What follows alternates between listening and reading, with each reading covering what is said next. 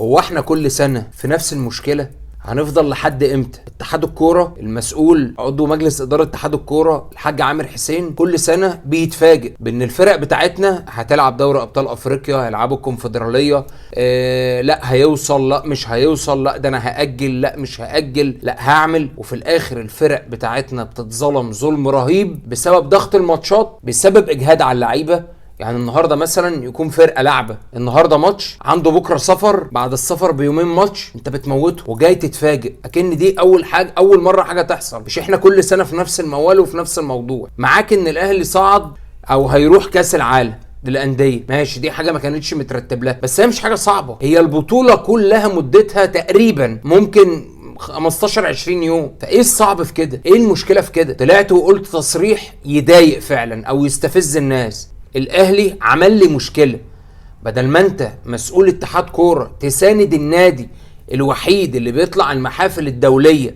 اللي هو بيشرف مصر، اللي هو بيلعب باسم مصر. هو الاهلي ده تبع الاتحاد المصري لكره القدم ولا تبع انه اتحاد نرويجي، اتحاد روسي؟ هو تبع الاتحاد المصري لكره القدم، يعني المفروض ياخد الدعم والمسانده والدنيا كلها تتأجل عشانه. هنتكلم بكل التفاصيل عن التصريح اللي قاله مسؤول اتحاد الكوره بشأن النادي الاهلي في كاس العالم للانديه. هنتكلم على الفوز المثير جدا جدا جدا، الاهلي غاوي يجنن جماهيره في الدقيقه 90 وبلس 90، ده بقى تخصص افتح القوسين، والاهلي بلس 90. هنتكلم بكل التفاصيل. الزمالك يعمل مباراة عظيمة جدا جدا جدا ويفوز ب4 اهداف، وزيزو عمل حتة كده برضه هنعرفها مع بعضنا.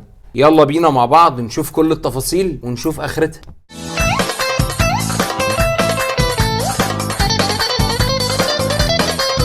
واتحاد الكوره عايز ايه؟ ليه كل سنه لازم نخش في مشكله؟ اصل الفريق ده هيلعب، اصل الفريق ده عنده ماتش، اصل الفريق ده وصل، اصل الفريق ده هيلعب نهائي، لا مش هيلعب نهائي. دايما لجنه المسابقات في اتحاد الكوره دايما كل سنه على نفس الموال.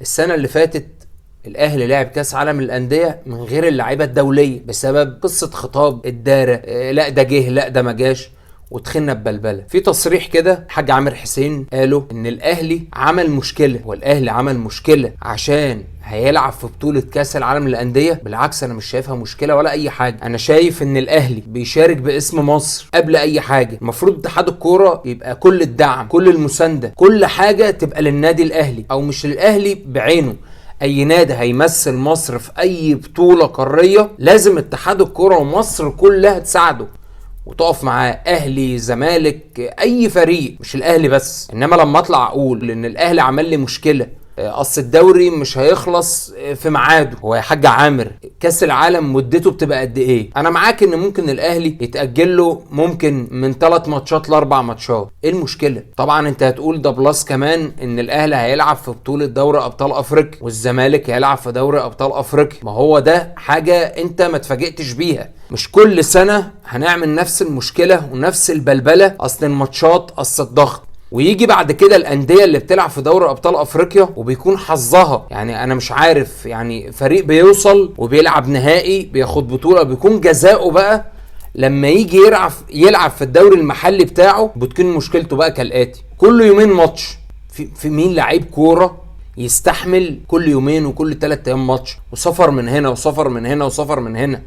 بتسبب مشاكل، اصابات، حاجات كتير. بنيجي بعد كده نتكلم في ارقام، والاهلي لا ده تعادل، الاهلي لا ده ما خدش البطوله. طب ما تيجي نبص على الجانب التاني، الجانب التنظيمي للبطوله اللي المفروض اساسا يتعمل ويكون متاسس من قبل ما البطوله تبدا حتى نهايتها. عادي انا معاك ان الاهلي اشترك في كاس العالم للانديه ودي كانت مفاجاه، بس على فكره بدل ما تطلع تقول ان الاهلي عمل مشكله، انا ممكن اطلع اقول كمسؤول في اتحاد الكوره ان انا هدعم النادي الاهلي، هساعد النادي الاهلي زي ما بنشوف من اي اتحاد كرة في اي دولة تانية. الاهلي على فكرة تابع للاتحاد المصري لكرة القدم، مش تابع لاتحاد تاني او هو من دولة تانية.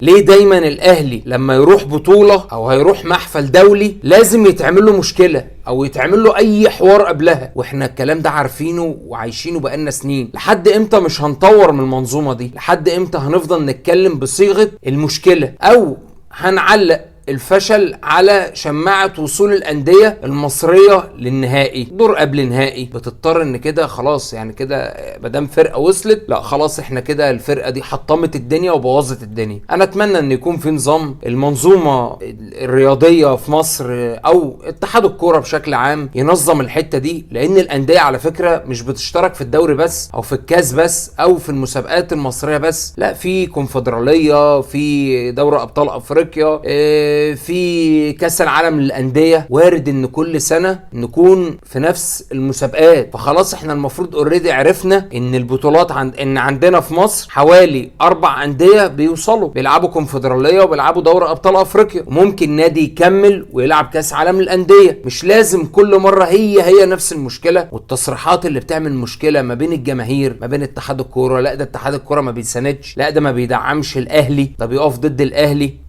احنا بصراحة تعبنا من كتر الكلام في حاجة زي كده، ويا ريت بقى نتعلم. يعني احنا بنشوف الدنيا كلها بتتطور، الناس كلها بتتطور، المسابقات متحددة، اليوم الفلاني هتخلص اليوم الفلاني. حصل بقى مسابقات، فرقة وصلت ما وصلتش، عملت ما عملتش، ما بيحصلش كل الكلام اللي بيحصل عندنا ده. طب ما انت عندك في انجلترا الملكة اليزابيث ملكة انجلترا ماتت، اتأجلت الجولة كاملة اسبوع. هل يا حاج عامر كان موتها مترتب؟ ده بالظبط نفس موقف الاهلي. هل الاهلي كان مترتب قصة انه يروح كاس العالم او ما يروحش؟ والناس هناك الحاج عامر حسين بتاع انجلترا ظبط الدنيا وظبط المسابقة والدنيا مشيت 10/10، ولا طلعوا قالوا ده حصل مشكلة ولا كاني ولا ماني. حصل نفس الموقف برضو في لندن، عمال حصل اضراب، الدوري وقف، في فرقة اتأجل لها 2-3 محدش لا طلع اتكلم ولا حد طلع قال اي حاجة. وبرضو الحاج عامر حسين بتاع انجلترا حل المشكلة بسهولة، ظبط الجدول، قعدوا مرتبوا الدنيا، محدش اصلا طلع اتكلم، يعني محدش طلع قال اي حاجة. خلاص الفرق عارفة نظامها ماشي ازاي،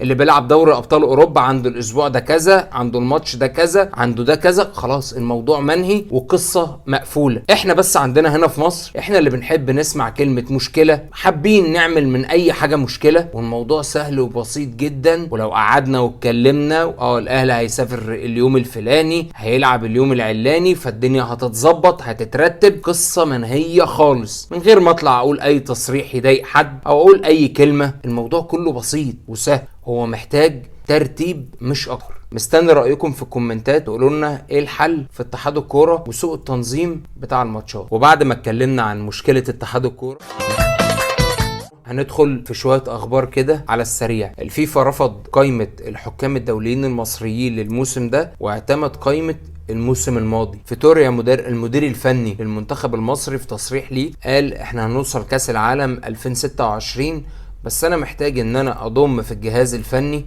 معايا للمنتخب اخصائي نفسي. يا عم فيتوريا، هو انت لسه هتقول ان احنا هنوصل كاس العالم 2026؟ كاس العالم اللي فات اللي لسه بقاله كام يوم خلصان، خدوا من افريقيا 5 منتخبات، الكاس العالم الجاي هيبقوا 10 منتخبات.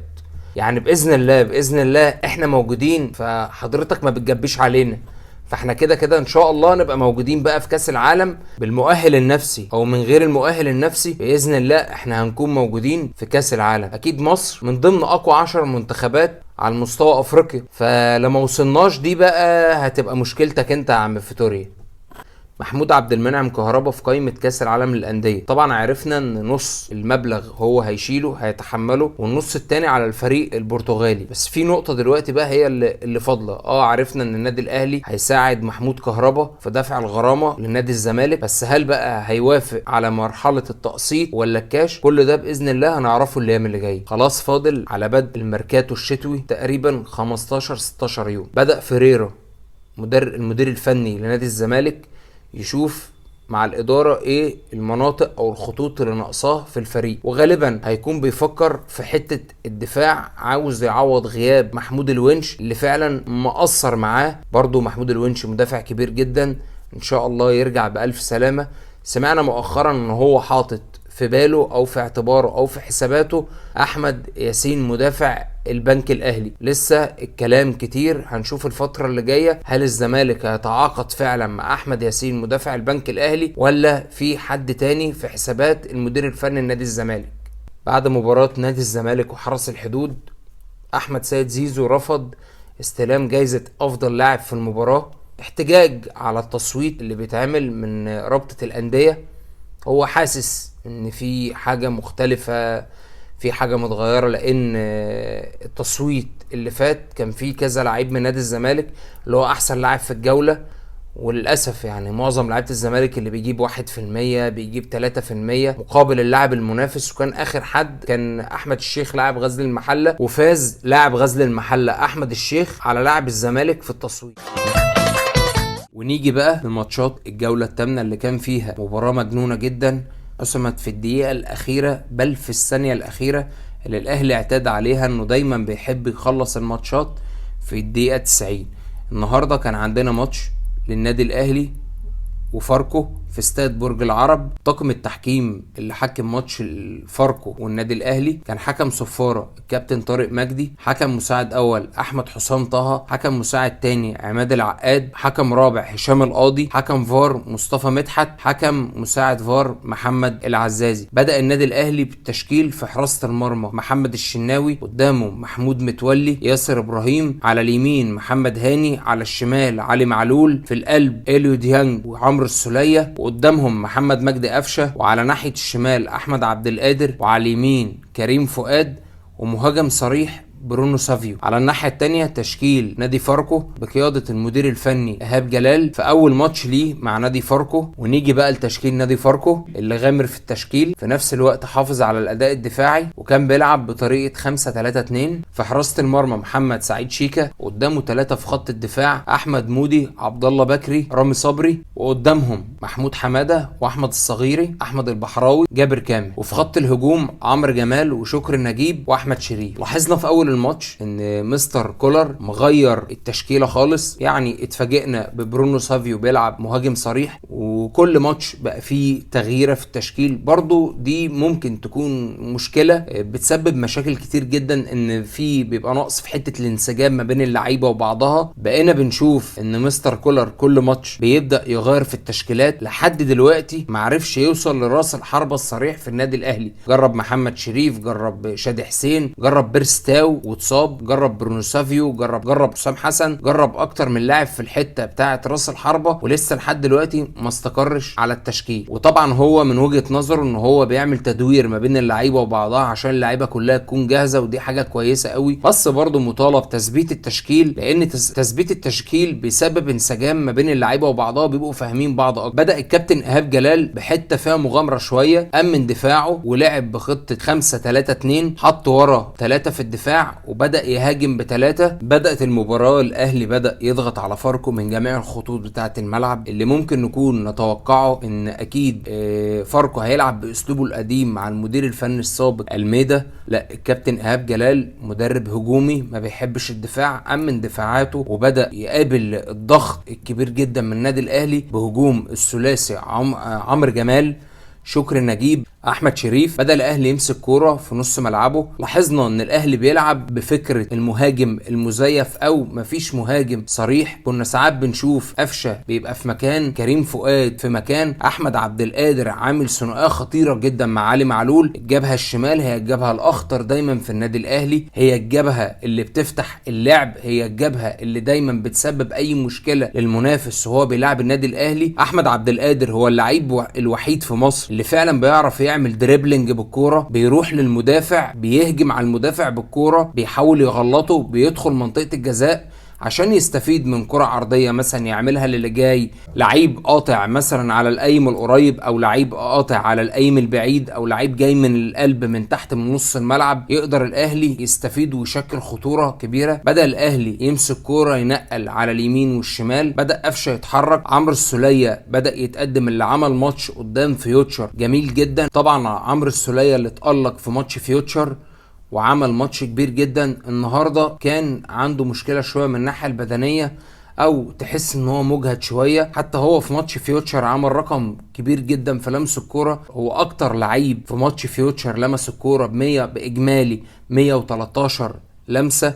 عمل 88 تمريره، وكان هو اكتر لاعب في المباراه او في النادي الاهلي لمس الكره وعمل تمريرات صحيحه. بدا الاهلي يضغط من جميع الاطراف، وبكوره من الناحيه الخطيره اللي هي دايما بتسبب لاي فريق بيلعب النادي الاهلي مشكله من ناحيه علي معلول. بدا يلعب كره طويله جدا لاحمد عبد القادر اللي ضرب بها خط الدفاع، تمريره ساحره فعلا. علي معلول هو مستر اسيست النادي الاهلي، بيعمل اسيستات خطيره جدا مع ثنائيه احمد عبد القادر اللاعب الخطير. احمد عبد القادر استلم الكره ودخل بقى ال 18 وحطها باريحيه. كلنا اول ما مسك الكره قلت بس هو بيحب المراوغه، هيبدا يرقص يمين شمال. لا، دي كانت حاجه جميله جدا، خدها وان تاتش على طول، ودي حاجه تحتسب لاحمد عبد القادر. الاهلي تقدم بالهدف الاول في الدقيقه 30، وبرده الماتش اللي فات في ماتش فيوتشر تقريبا الاهلي تقدم في نفس الدقيقه 30 او 31. يبقى الدقيقه 30 فرقت مع النادي الاهلي في التقدم في مباراه فيوتشر، وبرده فرقت الدقيقه 30 في ماتش فاركو ان الاهلي تقدم بنفس الدقيقه بالهدف. وبعد الهدف اللي النادي الاهلي احرزه في الدقيقه 30 او 31 تقريبا، بدات الكوره تبقى ما بين الفرقتين. الاهلي بيضيع فرص غريبه جدا. برده موضوع اهدار الفرص ده حاجه صعبه جدا، حتى الكابتن احمد شوبير اتكلم عليه قبل بدايه اللقاء في الاستوديو التحليلي. الاهلي فعلا بيضيع فرص كتير، ونفس الاهلي يستغل الفرص دي لانها فرص بتبقى واقعيه. يعني الاهلي مثلا ممكن يجي في اول ربع ساعه يضيع له تقريبا مش اقل من 3-4 اهداف محققه، فنتخيل ان الاهداف دي لو دخلت وخلاص كده الماتش مات. بعدها تقريبا في الدقيقه 36 اللاعب شكري نجيب مشي بالكوره، وكيلو ديانج ماشي بيتمشى جنبه. يعني انت المفروض النهارده اللاعب اللي ماسك الكوره من فاركو يكون في ضغط عالي عليه ان انا اقطع الكوره، يكون في جديه، مش ان انا بجري جنب اللاعب، ان انا بأدي واجبي ان انا بجري جنبه. اتلعبت اسيست لاحمد شريف، حط منها كوره، وبرده ياسر ابراهيم بدل ما يقطع على اللاعب لا برده بيجري جنبه، واتشاطت من مره واحده جت في الزاويه بتاعه الحارس محمد الشناوي اللي هي على القريبه. ودايما الزاويه القريبه دي بتكون بتاعه حارس المرمى. وبرده بنحلل الحته دي ان علي معلول كان متاخر في الارتداد. في مشكله عند لعيبه النادي الاهلي، هي تحس ان الاهلي بعد ما بيجيب جون بيكون فيه هدوء او في اريحيه، في استرخاء في الاداء. في مشكله بتحصل بقالها كام ماتش كده، حوالي ماتشين ولا حاجه، ان الاهلي مثلا بيجيب جون تبص تلاقي الفرقه هديت. يعني بعكس الماتشات الاولى اللي اتلعبت في الدوري، الاهلي في بعض الماتشات كسب فيها 1-0، بس الاهلي دايما كان بيبقى عنده اصرار ان هو يجيب الجون الاول والثاني عشان يقتل المباراه. لان النهارده بدل المنافس مساحه ان هو يعرف يدخل في الجيم تاني، ان هو يعرف يتعادل معايا، يطمع في الماتش زي ما شفنا الاسبوع اللي فات او الماتش اللي فات. فيوتشر طمعت في الماتش وتعادلت مع النادي الاهلي وخطفت منه نقطتين غاليين. النهارده كان هيحصل نفس الموضوع برضو بسبب التخاذل، بسبب الهدوء. انا كسبت خلاص ال3 بونت بقوا في ايدي في جيبي، فانا ضمنت اللقاء. لا، مفيش حاجه في الكوره مضمونه. حتى الماتش النهارده لحد الدقيقه 96 كان الماتش متكهرب، الماتش مشدود خلاص. كان الاهلي هيفقد تاني نقطتين، وكان خلاص الزمالك كان هيكسب النهارده مع حرس الحدود. ولو كان الاهلي تعادل مع فاركو كانت النقط هتتساوى، وفرق النقاط اللي هو كان 4 بونت الاهلي ساب نقطتين الماتش اللي فات، قرب منه نادي الزمالك. بدل ما الاهلي يبعد، لا الاهلي بيقرب المنافس ليه تاني، بسبب ان انا بحس ان في البعض من الاوقات في استهتار، في تخاذل، مفيش جديه في الاداء، مفيش حماس في الاداء. انا المفروض النهارده كنت شفت في الملعب فعاليه بجد. سمعنا ان بعد الماتش بتاع فيوتشر المدير الفني للنادي الاهلي مستر كولر قال للعيبه لا تعالوا انتوا رايحين فين؟ لا ده احنا عندنا اجتماع فني في النادي. انا النهارده ما شفتش الكلام ده. شفت برضو اللعيبه في سنه تخاذل، في سنه هدوء، مفيش الحماس اللي دايما لازم يتنقل الصوره للاعب في الملعب ان انت لازم تقاتل من اجل ال3 نقاط او من اجل الفوز. بشوف مستر كولر في بعض من الاحيان بيبقى واقف هادي على الخط. طبعا الهدوء مطلوب وكل حاجه، لان انت بتنقل هدوءك للعيبه عشان ما يحصلش اي تسرعات الكلام ده، بس مش الهدوء ده خالص. لازم اوجه اللعيبه، اتكلم مع اللعيبه، خصوصا ان انا دايما بشوف مستر كولر هو اللي دايما واقف على الخط، هو دايما اللي بيدي التعليمات للفرقه، مفيش حد تاني من الجهاز اللي معاهم بيكون واقف معاه. فلازم يكون في حماس شويه، انقل لهم الحماس داخل الملعب عشان الاهلي يكسب باريحيه. الاهلي يكسب زي ما كان بيكسب الماتشات، بيجيب جون واثنين وثلاثه، وكان بيبقى عنده الحماس ان هو دايما يجيب جون واثنين وثلاثه ويعد اهداف كتيره او سكور كبير على الفريق اللي قدامه كالمعتاد. وانتهى الشوط الاول بالتعادل ما بين فاركو والنادي الاهلي، وكان نجم الشوط الاول من النادي الاهلي اللاعب احمد عبد القادر. وفي بدايه الشوط الثاني استمر الضغط من النادي الاهلي، ضغط رهيب جدا جدا جدا. كابتن ايهاب جلال استمر بنفس اسلوبه الدفاعي والاعتماد على الثلاثي الهجومي، ان هو يخطف هدف زي هدف تعادل اللي هو جابه بعد ما النادي الاهلي كان تقدم عليه في الشوط الاول. بدات الكوره كانت ما بين الفرقتين في نص الملعب، وفي الدقيقه 65 كان في كوره هي ضربه جزاء 100% للنادي الاهلي. كابتن مصطفى مدحت حكم الفار حتى ما بلغش الكابتن طارق مجدي ان في ضربه جزاء او في اشتراك او اطلع بص عليها، وده نفس الحكم بتاع ماتش الاهلي والمقاولين العرب السنه اللي فاتت اللي عمل برضو نفس المشكله. كانت ضربه جزاء اثيرت الجدل والشك، كانت لعبه حسام حسن. النهارده عبد الله بكري دخل بعد ما برونو سافيو لعب الكوره، كمل في رجل برونو سافيو في منطقه الجزاء، ما اتحسبتش ومحدش بص عليها. ويا ريت الحالات التحكيميه دي نبدا نركز فيها، يا ريت الحكام تركز ان ما يبقاش فيه انحياز للون معين. انحاز لنفسك، اعمل لنفسك، بلاش انحياز لحد تاني، لا من الاهلي ولا من الزمالك ولا من اي فريق في مصر. انحاز لنفسك انت، ما تنحس لاي نادي، احكم صح. يا ريت الكابتن مصطفى مدحت يراجع نفسه ويشوف الحالات دي، زي الحاله اللي الاهلي برضو جاب فيها جون مفيش فيها اي شبه للتسلل. وفي الدقيقه 70 الكابتن ايهاب جلال بدا يعمل تغييراته ب3 تغييرات مفاجاه مره واحده. طبعا كولر اتاخر جدا جدا في التغييرات بتاعته لحد الدقيقه 76. انت مستني ايه يا عم كولر؟ احنا كنا محتاجين مهاجم صريح يخلص يفنش، يكون بيلعب هيدرز كويس في منطقه الجزاء. في مشكله، برونو سافيو لاعب بيلعب في تحت مركز 10 او بيلعب طرف شمال، انما ما بيلعبش مهاجم صريح. انت تقريبا كنت نهي لحد الدقيقه 76، ما كناش حاسين بوجوده الا لما كان بينزل لتحت ولعيب بداله بيخش في القلب. وبعد ما كولر عمل تغييراته بنزول حسين الشحات وحسام حسن ومحمد شريف، بدا الاهلي يضغط ضغط رهيب من جميع خطوط الملعب. غير في طريقه اللعب وبدا محمد مجدي قفشه ينزل على الدايره جنب عمرو السوليه. بدا الاهلي يضغط من كل خطوط الملعب من كل مكان. خلاص فاركو بقى الفريق كله في خط في منطقه الجزاء بتاعته بيدافع ان هو يطلع بالنقطه اللي عايز ياخدها من النادي الاهلي ويلعب على مرتدات، لان خلاص الاهلي شبه بقى كله في نص ملعب فاركو.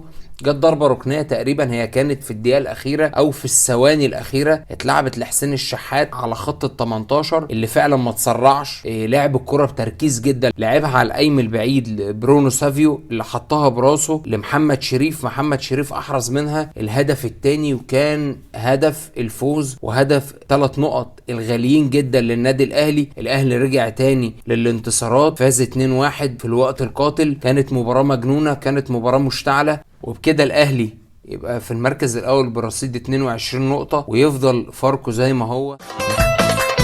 خلصنا ماتش الاهلي وندخل بقى على ماتش الزمالك اللي كان في استاد القاهرة. الزمالك وحرس الحدود، حكم صفارة محمود ناجي، حكم مساعد اول شريف محمد عبد الله، مساعد تاني محمود عبد السميع، حكم رابع ابراهيم محجوب، حكم فار محمد عباس، مساعد الفار احمد توفيق طلب.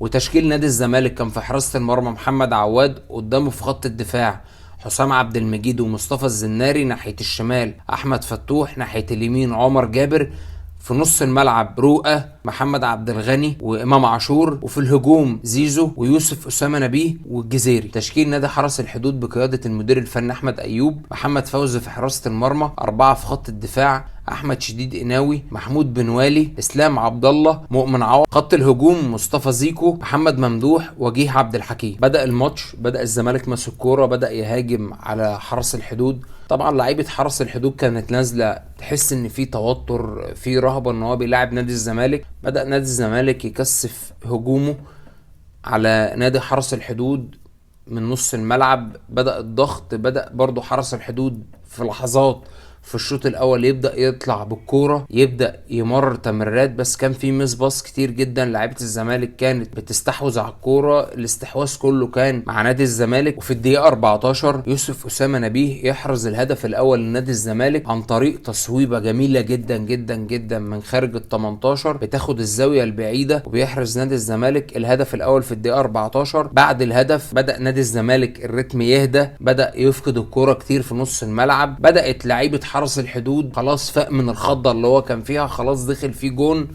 مش باكي على اي حاجه، بداوا يلعبوا لعبهم، بدا يبقى في تمريرات، بدا يبقى في بساط. كان في هجمه خطره في الدقيقه 40 لنادي حرس الحدود، انتهى الشوط الاول بشبه استحواذ كامل نادي الزمالك، والتقدم نادي الزمالك بهدف عن طريق يوسف اسامه نبيه في الدقيقه 14. بدا الشوط الثاني، المدير الفني لنادي الزمالك مستر فيريرا بدا يعمل تغييراته، عمل تغييرين مره واحده، نزل سامسون مكان سيف الدين الجزيري، ونزل نبيل عماد دونجا مكان رؤى. وفي نفس التوقيت اللي عمل فيه نادي الزمالك التغيير في بدايه الشوط الثاني، بدا الكابتن احمد ايوب يعمل هو كمان تغييراته في بدايه الشوط بنزول اللاعب مدحت فقوسه مكان اللاعب مصطفى صبحي. بدا الشوط الثاني برتم مختلف عن الشوط الاول، بدا يدخل في الجيم شويه بشويه كده لعيبه حرس الحدود، بداوا يمسكوا كوره في نص الملعب، بدا الزمالك يفقد كوره في نص الملعب، بدا يبقى في تحركات، في تنقلات للكوره كتير، في ميس باص ما بين الفرقتين، الكوره راحه كده وراحه كده. وفي الدقيقه 54 احمد السيد زيزو يحرز الهدف الثاني بتمريره رائعه جدا من اللاعب امام عاشور، اللي فعلا هو من افضل لعيبه نادي الزمالك الموسم ده، وانهى الموسم اللي فات برضه كان لعيب كويس جدا، بيلعب بجديه بحماس، فعلا لعيب بيخدم فريقه، يعمل اسيست طويل جدا لاحمد سيد زيزو. احمد سيد زيزو يدخل ال 18 ويلعب من مره واحده الكوره ببطن رجله في المرمى في القايم على القايم القريب، ويحرز الهدف الثاني في الدقيقه 54. اتصعبت المباراه على نادي حرس الحدود اللي تقريبا بيلعب بامكانياته وبحدود امكانياته. برضو في حاجه صغيره كده هنقولها واحنا بنحكي عن الماتش، فرقه صعدت من دوري القسم الثاني للدرجه الاولى، فرقه بحجم نادي حرس الحدود اللي هي بيديرها المؤسسه العسكريه. ليه ان انا اول ما اصعد دوري ممتاز ليه ما اضمش لعيبه خبرات بحيث ان انا اكمل؟ يعني عندنا لحد النهارده اتلعب 8 مباريات، حرس الحدود محقق 3 نقط بس من 3 تعادلات، مفيش فوز، وده لا يليق بقيمة نادي حرس الحدود اللي عمل مواسم جميلة جدا فاتت. نتمنى ان نادي حرس الحدود في الميركاتو الشتوي يبدا يضم لعيبه، يبدا يدعم خطوطه عشان نشوف حرس الحدود اللي كنا بنشوفه الاول. وبدا نادي الزمالك يعتمد على سرعات احمد سيد زيزو، بدا يلعبوا كور طويله في ظهر مدافعين نادي حرس الحدود. وفي الدقيقه 64 مستر فيريرا عمل تغييراته بنزول شيكابالا مكان عمر جابر، وعمرو السيسي مكان يوسف اسامه نبيه. بدا الزمالك رتمه يزيد شويه، بدا يمسك الكوره، بدات الفرقه تتحرك، بس حسينا خلاص ان فرقه حرس الحدود استسلمت. في الدقيقه 78 شيكابالا يحرز الهدف الثالث بكورته المعتاده اللي هو هيدخل بها لجوه، حارس المرمى توقع ان هو هيلعبها له في البعيده، شيكابالا لعبها له في القريبه من مره واحده، واحرز نادي الزمالك الهدف الثالث. وفي الدقيقه 83 مستر فيريرا عمل تغييره، نزل السيد عبد الله نيمار بدل محمد عبد الغني. بدأ الزمالك يمسك الكرة راحة كده في نص الملعب، خلاص فرقة حرس الحدود بالإمكانيات بتاعتها استسلمت خلاص للقاء. في الدقيقة 87 ضربة جزاء لنادي الزمالك نفذها أحمد سيد زيزو، تصدى لها الحارس، كمل عليها مرة تانية وجاب الجون. اللي عجبني بقى في احتفال الجون هو احتفال شيكابالا مع أحمد سيد زيزو، رفعوا تيشيرت مكتوب عليه الدعم المستشفى 57 357، ودي كانت لفتة حلوة لدعم مستشفى 57 357.